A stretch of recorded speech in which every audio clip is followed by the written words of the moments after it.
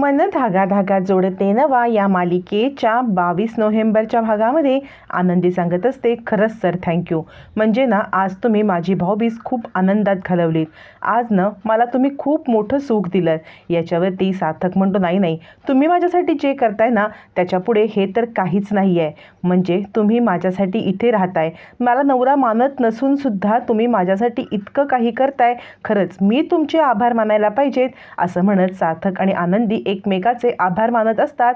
सार्थक सांगतो, माझ्या आईची नाराजी दूर करण्यासाठी का होईना, पण तुम्ही इथे थांबताय. एक दिवस मला खात्री आहे की तुम्ही माझा नवरा म्हणून नक्की स्वीकार कराल.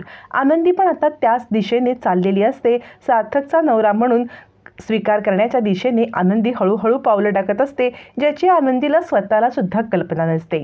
तोपर्यंत इकडे आता मनोजच्या ऑफिसमधून एक माणूस येतो आणि मनोजला सांगतो, तुम्हाला दिवाळीचं भरगतचं गिफ्ट म्हणून ऑफिसमधून हे पाठवलेलं आहे. तो माणूस गेल्यावरती मनोज चेक उघडून पाहतो तर बोनस म्हणून खूप मोठी रक्कम, खूप सारे गिफ्ट असं मनोजला त्याच्या कंपनीमधून मिळालेलं असतं. मनोज खूप खुश होतो आणि आता ती चेक देवाजवळ ठेवण्यासाठी जातो. त्यावेळेला अण्णा म्हणतात, बघितलंस, आपल्या आनंदीचा पायगुण आहे हा. म्हणजे आनंदी या घरात आली, काल भावा बहिणीचं नातं नीट झालं आणि त्याचाच परिणाम बघ ना, आज आनंदीच्या सोनपावलांनी या घरामध्ये आनंदाची बातमी सुद्धा आली. माझी आनंदी या घरासाठी खरंच खरंच खूप लकी आहे. तोपर्यंत इकडे आता सार्थक आनंदीला पर्स उचलण्यामध्ये मदत करतो आणि म्हणतो, तुमचा हात दुखावलाय ना, आज ऑफिसला जाऊ नका, रेश्मासोबत मी काय बोलायचं ते बोलेन. याच्यावरती आनंदी म्हणते, नको सर, मला ना ऑफिसला जायलाच पाहिजे. सार्थक म्हणतो, आपल्या हाताची काळजी घेणं तुम्हाला महत्त्वाचं आहे की नाही. यावरती आनंदी म्हणते, हो सर, पण मला असं वाटतंय की या सगळ्यामध्ये कामाचं नुकसान नको. सार्थक म्हणतो, नाही नाही, तसं काही होणार नाही आहे. आनंदी म्हणते, आणि तसंही तुमच्या आईंचा राग घालवणं हे आपल्यासाठी महत्त्वाचं आहे. याच्यावरती सार्थक म्हणतो, नका हो, तुम्ही नका इतका विचार करू. आईचा राग जाईल हो, तुम्ही त्याचं इतकं टेन्शन घेऊ नका. तुम्हाला माहिती आहे का, मी लहान असताना एकदा आंब्याच्या झाडावरती चढून चोरून आंबे खात होतो. याच्यावरती आई माझ्यावरती खूप चिडली आणि तिने माझ्याशी अबोला धरला. यावरती आनंदी म्हणते, मग तुम्ही काय केलं. सार्थक सांगतो, ज्या वेळेला आईने माझ्याशी अबोला धरला ना, मी ताबडतोब बदाम खाल्ले. आनंदी म्हणते, बदाम खाल्ले. सार्थक सांगतो, हो, कारण मला बदामाची ॲलर्जी असते. मग बदाम खाल्ल्यावरती मला सणकून ताप आला, मी आजारी पडलो आणि मग आई दिवस रात्र माझ्या उशाशी बसून माझी काळजी घेत होती आणि लगेचच तिचा राग निघून गेला. पण आत्ता असं काही होईल असं मला वाटत नाही. आनंदी म्हणते, सर असं का म्हणताय. याच्यावरती सार्थक सांगतो, हो, कारण आत्ता मला काहीही झालं ना तरीसुद्धा आईला माझ्याबद्दल काहीही वाटेल असं मला वाटतच नाही आहे. ती माझ्यासाठी बोलेल असं वाटत नाही. आनंदी म्हणते, नाही, अजूनही तुमच्या आईचं तुमच्यावरती प्रेम आहे आणि हे मी सिद्ध करेन. असं म्हणत आनंदी सार्थकला आता समजवत असते. तोपर्यंत इकडे चिडलेली शलाका सांगत असते, या सगळ्या प्रकरणामध्ये तू अडकलास तरी कसा. केदार म्हणतो, काय करू, जे तुझ्या आईने करायला सांगितलं तेच मी करत होतो. शलाका सांगते, जर का प्रकरण तुझ्या अंगाशी शेकलं तर तू सपशेल नकार द्यायचा की तू हे काही नाही केलंस, हे सगळं आईवर ढकलून मोकळं व्हायचं. केदार म्हणतो, हे कसं काय शक्य आहे. याच्यावरती शलाका म्हणते, मग तिचं प्लॅन होतं ना, तिच्यावरती ढकलून सरळ मोकळं व्हायचं. म्हणजे ही शलाका इतकी कपटी असते की ती आईची पण नसते.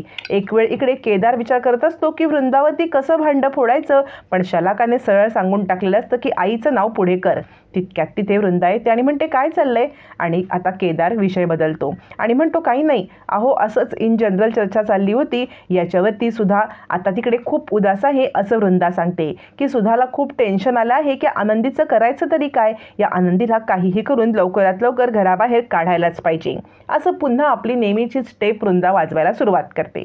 तोपर्यंत इकडे आनंदी आकांक्षाला सांगते, आकांक्षा, मला तुझी मदत हवी आहे. म्हणजे या सगळ्यामध्ये ना तूच माझी मदत करू शकतेस. असं म्हणत ती आता आकांक्षाला एक भन्नाट प्लॅन सांगते. म्हणजे सार्थक आणि आता सुधा या दोघांचं नातं छानपैकी जुळून येण्यासाठी आनंदीकडे जो प्लॅन असतो तो ऐकल्यावरती आकांक्षाला पण खूप आनंद होतो. आकांक्षा म्हणते, वहिनी, एकदम प्लॅन तुझा भारी आहे हं, या प्लॅनमध्ये मी पण तुझी साथ देणार. आणि आकांक्षा सगळ्यांची साथ देत असते आणि आनंदी आणि सार्थकला जवळ आणण्यासाठी किंवा आनंदीचं कोणतंही काम करण्यासाठी आकांक्षा नेहमी तत्पर असते.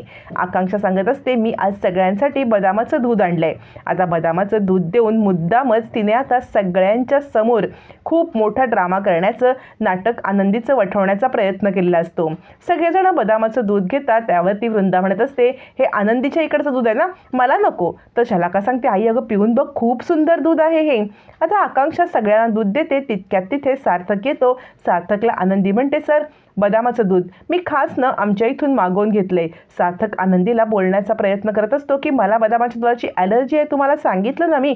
पण आनंदी त्याला डोळा मारून गप्प करते आणि ह्या नाटकामध्ये सामील व्हायला सांगते.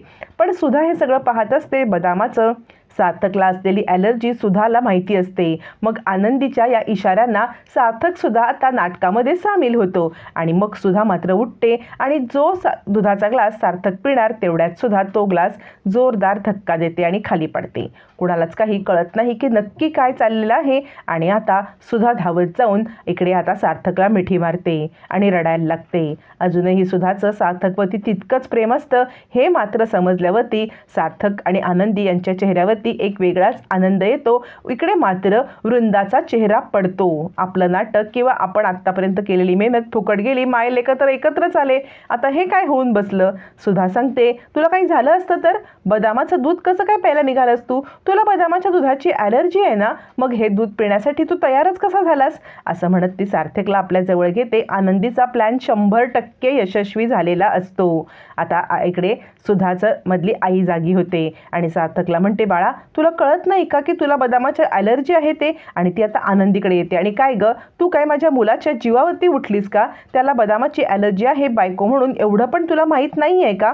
यावरती आनंदी म्हणते, नाही सार्थक सरांना काहीच झालं नसतं. याच्यावरती वृंदामध्ये तोंड घालत म्हणते, हो त्याच्या जीवाशी खेळण्याचा प्रयत्न केलास तू, त्याला जीवे मारण्याचा प्रयत्न केलास. यावरती आता मात्र आनंदी म्हणते, काय बोलताय तुम्ही काकू?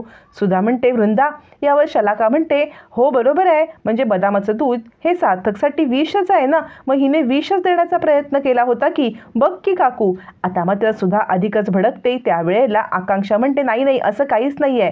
आनंदी सांगते, हो खरंच नाही, कारण त्याच्यामध्ये बदाम नव्हतेच. आकांक्षा म्हणते, हो हा वहिनीचा फक्त प्लॅन होता. याच्यावरती आता मात्र इकडे चिडलेली सुधा सांगते, तुम्ही दोघंजण हिची बाजू घेण्यासाठी माझ्या विरोधात केलात, म्हणजे हिची बाजू घेण्यासाठी समर्थन करण्यासाठी खोटं पण बोलायला लागलात. सार्थक म्हणतो, काय खोटं बोलली ती? आनंदी म्हणते, तुम्हाला दोघांना एकत्र आणण्यासाठी मी हे केलं. सुधा म्हणते, बरोबर आहे, तू विश्वासघातकी खोटारडी आहेसच, तुझ्यावरती कोण विश्वास ठेवणार? कारण इतकी खोटारडी आहेस की आत्तासुद्धा खोटेपणाचं नाटकच केलंस. सार्थक म्हणतो, काय चुकीचं केलं त्यांनी? त्यांना जो मार्ग योग्य वाटला त्यांनी तो मार्ग निवडला तुला आणि मला एकत्र आणण्यासाठी. यावरती सुधा म्हणते, तुला आता या मुलीचं विश्वासघात की खोटारडं रूप दिसत नसेल, पण तुझ्या डोळ्यावरची ही पट्टी उतरली ना की या मुलीचं खरं रूप नक्की समोर येईल, तेव्हा माझे शब्द तुला आठवतील. असं म्हणत सुधा उगाच चिडचिड करून तिकडून निघून जाते. आनंदीचा चेहरा मात्र पडतो. करायला काय गेलो आणि घडलं काय? पण इकडे दुसरी घटना घडत असते. ते म्हणजे केदारचं भांडं फुटणार असतं. केदार आणि शलाका बोलत असतात. तेव्हा शलाका सांगत असते, काय गरज होती तुला या चोरीच्या प्रकरणामध्ये अडकायची? यावरती केदार म्हणत असतो, अगं अडकण्याची हौस मला कुठे होती? जे तुझ्या आईने सांगितलं तेच मी केलं आणि आपल्याच इथे चोरी करण्यासाठी त्यांनीच मला सांगितलेलं ना. आता आनंदी हे सगळं ऐकते आणि आनंदी पुढे येते आणि म्हणते, काय चाललंय तुमचं? म्हणजे आपल्याच कंपनीत झालेल्या चोरीबद्दल तुम्ही बोलता आहात ना, म्हणजे आपल्या कंपनीतली चोरी ही तुम्हीच केलीत. लाज नाही वाटली का तुम्हाला की आपल्याच कंपनीत चोरी करायला? तितक्यात तिथे वृंदा येते आणि म्हणते, तू माझ्या जावयाला बोलणार? याच्यावरती आनंदी सांगते, जेव्हा एक बोट दुसऱ्याकडे लावतो ना तेव्हा 4 बोट आपल्याकडे असतात.